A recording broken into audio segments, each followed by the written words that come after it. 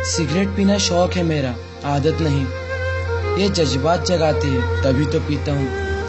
आधी रात के वक्त में पागल तो नहीं, तेरी याद सताती है तभी तो पीता हूँ। इस सिगरेट में कोई फैसले तो नहीं, ये फिक्र मिटाती है तभी तो पीता हूँ। मैं जानता हूँ मुझे कुछ नहीं मिलेगा इससे, ये मेरी उम्र घटाती है तभी तो पीता हूँ।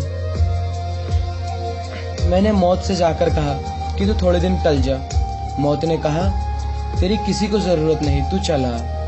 मैंने कहा कोई है जो सिर्फ मेरे लिए ही जीता है। तो मौत ने हंसकर कहा इसीलिए तू रोज पानी की जगह आंसू पीता है। चाह के ये आसमान हमारा होता, ख्वाहिशों का भी कोई किनारा होता। ये सोचकर नहीं रोका उस मुसाफिर को, वो चाहता ही क्यों दूर अगर वो हमारा होता। आज फुर्सत नहीं हमसे बात करने की, ये जिंदगी गुजर गई उनकी फरियाद करके।